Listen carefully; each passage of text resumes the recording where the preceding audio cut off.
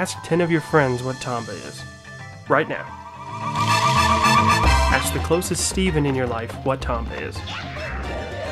They're either going to tell you that they know what it is and love it, or they're going to tell you that they have no idea what it is. Well, regardless of where you land on that spectrum, I'm going to talk to you about the game. Tomba is a platformer game for the first PlayStation, made by Whoopee Camp. And like every platformer game I've ever played, the game is named after the protagonist. I guess it's because platformer games are accessible and they want their mascots to be from platformer games. And it makes sense you'd want to associate them with a single character, but this was 1998. By this time, Crash Bandicoot was firmly placed as Sony's mascot. So is it like a grueling competition to represent the company? Were they always trying to dethrone the king? Did Crash have to watch his back all the time? Anyway, some people falsely attribute the game to the creator of Mega Man, and even a few posters I saw said that, but it actually isn't true. Tomba was created by Takuro Fujiwara, who created the Ghost and Goblins series of games. He did work on almost every Mega Man game worth playing though, so it's kind of an honest mistake. This is just more evidence that former Capcom employees make the best games, if you ask me. The game's a 2D platformer with a surprising amount of twists, and many of them are incredibly unique and well remembered. It's side-scrolling, but there are a few spots in the game where you can jump between the background and the foreground. That's pretty common now, but it was one of the earliest games to do this. It's also one of the first to fully integrate the DualShock controller. The real twist of the game is its RPG elements. The game has quests, they call them events in the game, and there are 130 of them.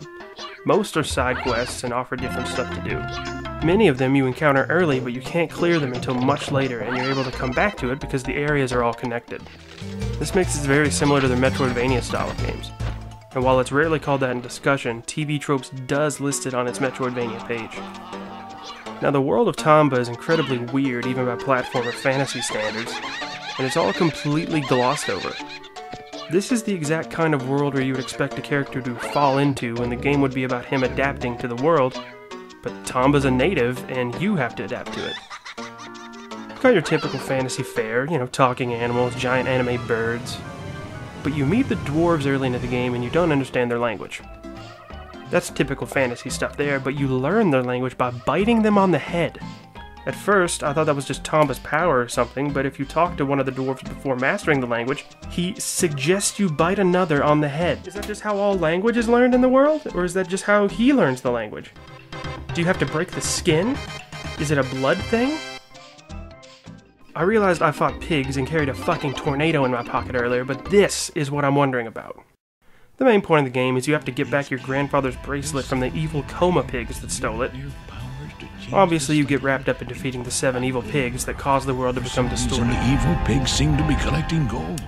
Each pig has its own element and pig bag you have to get in order to find their lair and defeat them.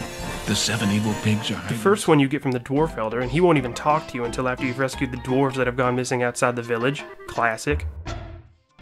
Then, you learn pretty quick that there's a kid out there too. No wonder the Elder couldn't see me, he probably had a gun in his mouth, half his village is missing. So you find them, and then they instantly go back outside when you do.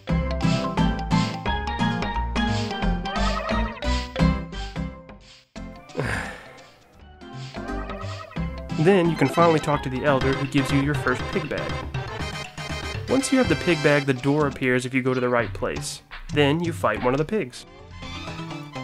The boss fights are straightforward. They each have that different power I was talking about, but you just have to throw them into the floating bag.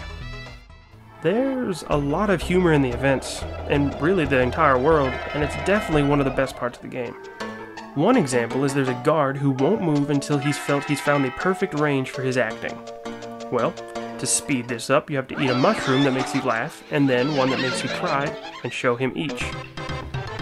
He'll be so inspired that he'll run off. Almost everything in the game has that typical RPG-style quest with a comedic twist. There's even a game-length side quest involving a game of hide-and-seek with a master of the craft. Now, the game isn't what I would consider difficult, a couple frustrating platforming segments aside, but what's really frustrating about the game is how little information it gives you. You're basically left to your own devices, and it can take a while to find your way. You're given a map, but if anything, I knew less after I look at it than I did before. Luckily, if you keep a good walkthrough by you to reference if you get stuck, it becomes a moot point. You will especially want to walk through if you want to clear all those events.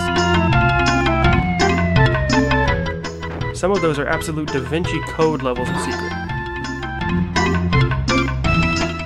Now, the only honest points-off criticism I have of the game is that the music is nothing to write home about. It's not that the music's bad, it's just I didn't find myself humming it days later. It fits fine. It's very average music in an above-average game. Now, the game wasn't really popular when it was released, and sadly the company that made the game went under, but not before making a sequel. But we'll talk about that next time. The game stands out years later and is definitely among my most cited hidden gems. It used to be among one of the rarest games I had for the PlayStation 1, and maybe the rarest in my collection. But luckily for anyone who hasn't played it, they put it up for download on the PSN. So go play it now.